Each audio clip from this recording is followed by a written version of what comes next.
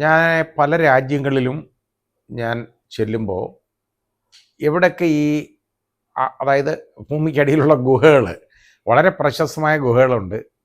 അത് ഞാൻ കാണാറുണ്ട്. അത് കാണുന്നതിൻ്റെ പ്രത്യേകത എന്ന് പറഞ്ഞു കഴിഞ്ഞാൽ, അത് കണ്ടാലേ അത് പറഞ്ഞറിയിക്കാൻ പറ്റുള്ളൂ. നമ്മൾ ഈ ഗുഹയെന്ന് പറയുന്ന ഒരു ദ്വാരം പോലൊന്നും ഉള്ളതല്ല. അത് നമുക്ക് അതിനകത്ത് കയറാം, കിലോമീറ്ററുകൾ നടക്കാനുണ്ട്. മാത്രമല്ല, ചുണ്ണാമ്പ് കല്ലുകൾ നൂറ്റാണ്ടുകളായിട്ട് വന്ന് അടിഞ്ഞിങ്ങനെ താഴേക്ക് വെള്ളം പോലെ ഇറ്റ് വീണിട്ട് അത് അതേപോലെ കട്ടി പിടിച്ച് നിൽക്കുന്ന സ്ട്രക്ചറുകൾ ധാരാളമുണ്ട്, കാണാൻ കിട്ടും ഇതിനകത്തൊക്കെ. അങ്ങനെ ഞാൻ കണ്ടേക്കുന്ന ഏറ്റവും വലിയ ഒരു ഗുഹ എന്ന് പറയുന്ന ആദ്യം കണ്ടത് സൗത്ത് ആഫ്രിക്കയിലാണ്. അത് അവിടുന്ന് കേപ്പ് ടൗണിൽ നിന്ന് ജോർജ് ടൗണിലേക്ക് പോകുന്ന വഴിമധ്യേ ആണ് കാങ്കോ കേവ്സ് എന്ന പേരുള്ള ഈ കേവുകൾ. ഇത് അതിനകത്തെ ഇത് കാരണം അത് വളരെ ക്യാമറയൊന്നും കൊണ്ടുവന്ന് ഷൂട്ട് ചെയ്യാനൊന്നും അവർ സമ്മതിക്കത്തില്ല. നമുക്ക് മൊബൈൽ വെച്ച് ഷൂട്ട് എടുക്കാൻ പറ്റും. അങ്ങനെ ഞാൻ കാങ്കോ കേവ്സിലെ പല ഭാഗങ്ങളും ഞാൻ പകർത്തിയിട്ടുണ്ട്, മൊബൈലിൽ പകർത്തിയെടുത്തിട്ടുണ്ട്. അതൊന്നും ആരെയും കാണിക്കാനൊന്നും പറ്റിയിട്ടില്ല. അതിപ്പോഴും ഞാൻ കണ്ട് രസിക്കാറുണ്ട്. കാങ്കോ കേവ്സ് എന്ന് പറയുന്നത് അത് ഏതാണ്ട് നമുക്ക് ഏതോ ഒരു 10-14 കിലോമീറ്ററോളം നമ്മൾ നടക്കും മൊത്തം കൂടെ അതിനകത്ത്. കാരണം അത്രയും ചുറ്റി നടക്കും. പക്ഷെ നേരെ പോവുകയാണെങ്കിൽ നമുക്ക് എല്ലായിടും ഒന്നും കയറാതെ നേരെ ആ വഴി കൂടെ, എന്നാലും ആ പാത്തിയിൽ കൂടെ പോകുമ്പോൾ ചിലയിടത്ത് വളരെ കഷ്ടപ്പെട്ടേ പോകാൻ പറ്റുള്ളൂ, ചിലയിടത്ത് ഒരുപാട് കുനിഞ്ഞു പോകേണ്ടതായിട്ട് വരും. ആ രീതിയിലൊക്കെ ഉള്ളതാണ്. ചിലത് അൺഈവനായിട്ടുള്ള സർഫസ് ഉണ്ട്. അതൊക്കെ എന്നൊക്കെ പറഞ്ഞാൽ എന്നാലും അവരത് അതിനകത്തൊക്കെ വലിയ സ്റ്റേഡിയം പോലുള്ള ഭാഗങ്ങളുണ്ട് പഴയ കാലത്തെ. അതൊക്കെ വളരെ ഒരുപാട് നൂറ്റാണ്ടുകൾ പഴക്കമുള്ളതാണ്. ഇതിങ്ങനെ ചുണ്ണാമ്പ് കല്ല് വന്ന് അടിഞ്ഞിരിക്കുകയാണ്. അത് പല കളറുകളാണ്. ഗോൾഡൻ കളറുണ്ട്, അതിനകത്ത് നീല കളറുണ്ട്, പച്ചയുണ്ട്, മഞ്ഞ, ഇതേപോലുള്ള ഏതാണ്ട് ഒരു റെഡിഷ് ബ്രൗൺ, ഇങ്ങനെയുള്ള കളറുകളിലെല്ലാം ഉള്ള രൂപങ്ങൾ. നമുക്ക് ഈ രൂപങ്ങൾ നമ്മൾ ഈ സിനിമയിലൊക്കെ പഴയ കൊട്ടാരമൊക്കെ കാണിക്കത്തില്ലേ, പണ്ടുള്ള സിനിമ, കുഞ്ചാക്കോയുടെ സിനിമകളിലൊക്കെ നമ്മൾ കാണാറുണ്ട്. അപ്പോൾ അതിനെ കണ്ടിട്ടുണ്ട്. അതുപോലുള്ള രൂപങ്ങൾ നമുക്ക് തോന്നും. സ്തൂപങ്ങൾ ഇതെല്ലാം അവിടെ ഉണ്ട്. അതൊക്കെ നാച്ചുറലി ഫോംഡ് ആണ്. എനിക്കിത് കാണാൻ വളരെ ഇഷ്ടമാണ്. അങ്ങനെ അന്ന് ഞാൻ കാങ്കോ കേവ്സ് കണ്ടു. അത് കഴിഞ്ഞപ്പോൾ പിന്നെ വിയറ്റ്നാം സന്ദർശിച്ചപ്പോൾ അവിടെ ഇതേപോലെ ഒരു കേവ് ഉണ്ട്. അപ്പോൾ ആ കേവ് എന്ന് പറയുമ്പോൾ അത് പോകണം, പക്ഷേ അത് വളരെ ടീഡിയസാണ് ഈ പ്രായത്തിലൊക്കെ സഞ്ചരിക്കാൻ. കാരണം ഏതാണ്ട് 450 പടികളോളം കയറണം. പക്ഷേ ആ പടികൾ നമ്മൾ കയറി ഒന്ന് നിൽക്കും, പിന്നെ വളവ്, വീണ്ടും അവിടെ നിൽക്കും, പിന്നെ കയറും. അങ്ങനെ കയറി അങ്ങോട്ട് ചെന്ന് കഴിഞ്ഞാൽ അതൊരു കാഴ്ചയാണ്. അതൊരു ഇതിൽ നിന്നൊക്കെ വ്യത്യാസമാണ്, വിഭിന്നമാണ്. നമ്മുടെ കാങ്കോ കേവ്സിൽ നിന്നും വിഭിന്നമാണ് ആ വിയറ്റ്നാമിലെ ആ കേവ്. അതും നമുക്ക് ഏതാണ്ട് നടന്ന്, കാങ്കോ കേവ്സ് നമ്മൾ നടന്ന് കാണുമ്പോൾ ഒരു 4 മണിക്കൂർ നമ്മളെടുക്കും ഏറ്റവും കുറഞ്ഞത് അത് കാണാൻ. 5 മണിക്കൂറെങ്കിലും വേണം, 5 മണിക്കൂർ വേണ്ടി വരും. പക്ഷേ അതിനകത്ത് ഫുഡ് മെറ്റീരിയൽസോ ഒന്നുമില്ല, അവിടെ അതിനകത്ത് അതൊന്നും കയറ്റുകയില്ല, അതൊന്നുമില്ല. അതേപോലെ തന്നെയാണ് വിയറ്റ്നാമിലെ ആ കേവ് കണ്ടിറങ്ങാനാണെങ്കിൽ ഇറ്റ് വിൽ ടേക്ക് ഒരു 3 hours എടുക്കും, അത്രയേ ഉള്ളൂ. 3 മണിക്കൂർ മതി. അപ്പോൾ ഇത്രയും പടികൾ കയറണം, ആ പടികൾ ഇറങ്ങണം. കാരണം ആ ഒരു വലിയ മലയുടെ താഴ്വാരത്തിലാണ് നമ്മൾ ചെല്ലുന്നത്, ഒരു പർവ്വതത്തിൻ്റെ. അവിടുന്ന് നമ്മൾ കയറി ഇത്രയും പടികൾ അങ്ങോട്ട് കയറി ചെല്ലുമ്പോഴാണ് ഈ കേവിലേക്ക് നമ്മൾ കയറുന്നത്. പിന്നെ അവിടെ അതിനകത്ത് നിരപ്പുണ്ട്, ചെറിയ ചെറിയ കയറ്റങ്ങളും ഇറക്കങ്ങളും ഒക്കെ ഉണ്ട്, വളവുകളുമൊക്കെ ധാരാളമുണ്ട്. അവിടെയൊക്കെ അത് വല്ല കാഴ്ചകളാണ് കാണാനുള്ളത്. അത് നമ്മൾ പിന്നെ തിരിച്ച് അതേപോലെ ഈ പടി ഇറങ്ങി വരണം. ഇവിടെ അപ്പോൾ എൻ്റെ അടുത്ത് ബിജോയ് പോൾ നേരത്തെ പറഞ്ഞിരുന്നത് ഒരു വലിയ അതിശയമുണ്ട്, ഒരു കേവ് ഉണ്ട് അവിടെ, വിർജീനിയയിലാണ്. ആ വിർജീനിയയുടെ ഒരു എൻഡിലോട്ട് മാറും ആ കേവ്. കുറേ സഞ്ചരിക്കണം, ഏതാണ്ട് ഒരു 1.5 മണിക്കൂർ കാറിൽ ട്രാവൽ ചെയ്യുമ്പോഴാണ് നമുക്ക് ആ കേവിലേക്ക് ചെല്ലാൻ പറ്റുന്നത്. ആ കേവ് എന്ന് പറയുന്നത് ലൂറേ കാവേൺ എന്നറിയപ്പെടും. അതിനകത്ത് ലൂറേ കാവേൺ അറിയപ്പെടുന്നതാണ്. ആ ലൂറേ കാവേണിലേക്കുള്ള യാത്ര കാറിനകത്ത് പോയി അങ്ങോട്ട് പോവുകയാണ്. അപ്പോൾ അവിടെ നമുക്ക് എത്രയും പെട്ടെന്ന് പോയിട്ട് തിരിച്ചു വരണം. കാരണം ഉച്ചയ്ക്ക് 3 മണിക്ക് തിരിച്ച് ഞങ്ങൾക്ക് ഇറങ്ങണം, ഞങ്ങൾക്ക് ഫ്ലൈറ്റ് പിടിക്കാനായിട്ട്. അതായത് ഞങ്ങൾക്ക് പോർട്ട്ലാൻഡിലേക്ക്, അതായത് സിയാറ്റിലേക്ക് വരണം. സിയാറ്റിൽ നിന്ന് വീണ്ടും അടുത്ത ഫ്ലൈറ്റിൽ പോർട്ട്ലാൻഡിലേക്ക് വരണം. അപ്പോൾ ആ ഫ്ലൈറ്റ് കിട്ടാനായിട്ട് ജോർജിൻ്റെ വീട്ടിൽ നിന്ന് ബിജോയുടെ വീട്ടിൽ നിന്ന് ഞങ്ങൾക്ക് 3 മണിക്ക് ഇറങ്ങണം. അപ്പോൾ ആ 3 മണിക്ക് ഇറങ്ങേണ്ടത് കൊണ്ട് ഞങ്ങൾക്ക് ഒരു 2 മണിക്കെങ്കിലും തിരിച്ചു വന്നിട്ട് ഫുഡും ഒക്കെ കഴിച്ച് ഞങ്ങൾക്ക് അത് ഇറങ്ങണം. അപ്പോൾ ഞങ്ങൾ അങ്ങോട്ട് നല്ല സ്പീഡിൽ പോയി അവിടെ നമ്മൾ ചെന്ന് കയറി. ഒരു 11 o'clock നമ്മൾ 11 മണിക്ക് ഞങ്ങൾ അവിടെ ചെന്നു. അപ്പോൾ ഒരു 1.5 മണിക്കൂർ മതിയെന്ന് ബിജോയ് പറഞ്ഞു അത് കാണാൻ. 1.5 മണിക്കൂർ എന്ന് പറഞ്ഞാലും അത് ഏതാണ്ട് 2 മണിക്കൂർ എടുത്തു കേട്ടോ. അത് മാത്രമല്ല അവിടെ കണ്ടത്, അതുകൊണ്ട് ആ ഒരു കാര്യം അത് ഞാൻ പറയാം. അപ്പോൾ നേരെ ഈ ലൂറെ കബേണിൻ്റെ ഞങ്ങൾ അവിടെ ചെന്നു.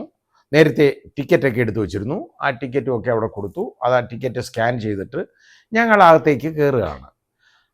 അവിടുത്തെ വഴിയെന്ന് പറയുന്നത് നല്ല സ്റ്റൈലായിട്ട് ടൈല് വിരിച്ച, അതായത് ഫ്ലോർ ടൈലിട്ട വഴിയാണ്. നമുക്ക് ഒരു 3-4 പേർക്ക് ഇങ്ങനെ നിരന്ന് കൊണ്ട് നടക്കാം. അത്രത്തോളം വീതിയുള്ള വഴി.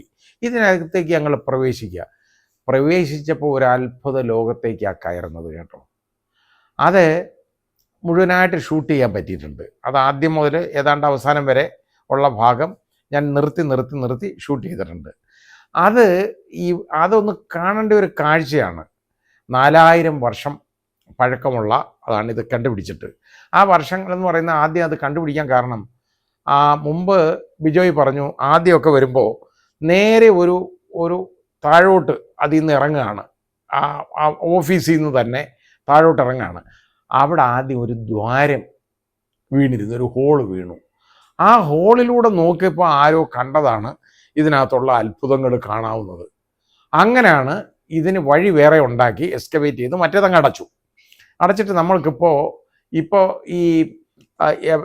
എലിവേറ്റർ നമ്മൾ താഴോട്ടിറങ്ങുന്ന ലിഫ്റ്റ് അല്ല ഉള്ളത്. നേരെ നമ്മൾ നടന്ന് തന്നെ കയറുകയാണ്. നടക്കാമെന്ന് പറഞ്ഞാൽ നല്ലതായിട്ട് നടക്കാം, കുറേ ഉണ്ട്.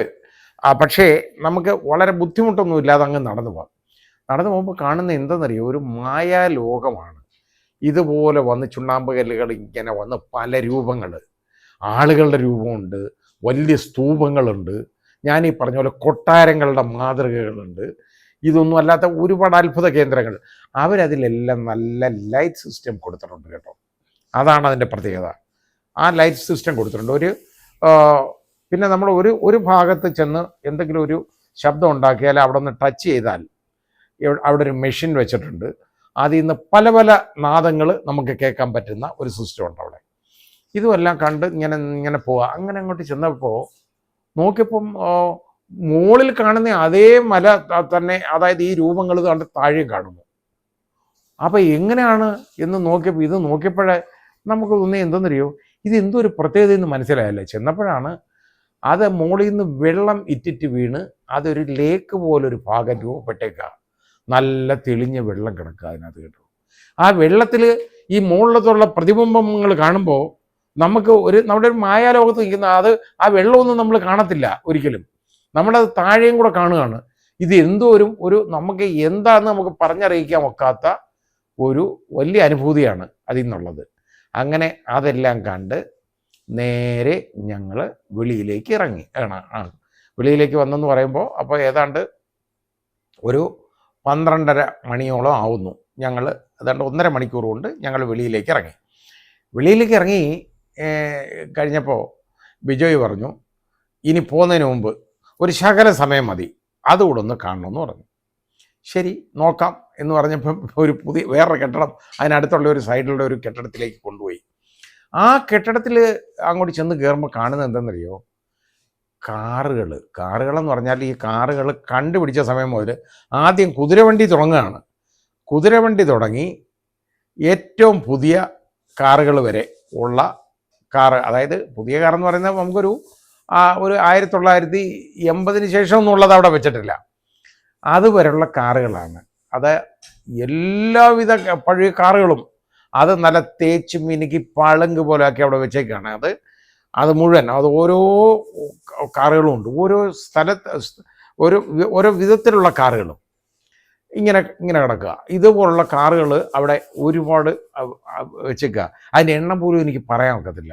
ഞങ്ങൾക്ക് കൂടുതൽ സമയം ഇല്ലാത്തത് കൊണ്ട് ഞാൻ ആദ്യമൊക്കെ അതിൻ്റെ ഓരോന്നിൻ്റെ ഫോട്ടോ എടുക്കാൻ തുടങ്ങി. ആ കാറുകൾ കാണേണ്ട കാറുകളാണ്.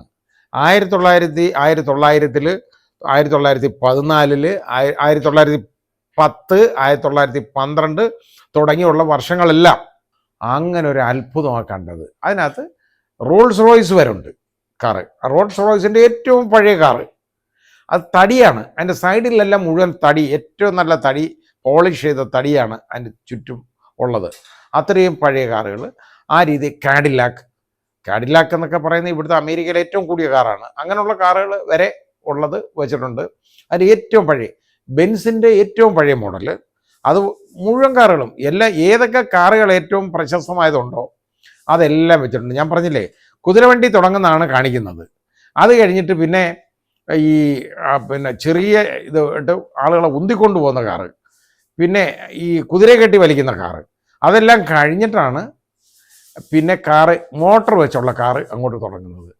അതെല്ലാം അവിടെ വെച്ചേക്കാണ്. അങ്ങനെ അതിൻ്റെ car museum, ancient car museum, അത് ഈ ലൂറെ കാവേണിൻ്റെ അടുത്ത് തന്നെ ഉള്ള അതിനോട് ചേർന്നുള്ള അതിനടുത്തുള്ള ഒരു ബിൽഡിങ്ങിൽ വെച്ചേക്കാണ്. അതിന് പ്രത്യേകം ടിക്കറ്റ് ഇല്ല. കാരണം ഇതിനകത്തുള്ള ടിക്കറ്റ് എടുക്കുന്നവർക്ക് ആദ്യം നിന്ന് ഇറങ്ങുമ്പോൾ ലൂറെ കാവേണിൽ നിന്ന് ഇറങ്ങിക്കഴിഞ്ഞാൽ തന്നെ നമ്മൾ ആ പാത്ത് വേ കൂടെ നടന്ന് ഇതിനകത്ത് കയറാം. അതും കണ്ടതിന് ശേഷം ഞങ്ങൾ തിരികെ വിർജീനിയയിൽ ബിജോയിയുടെ വീട്ടിലേക്ക് മടക്കയാത്രയാണ്.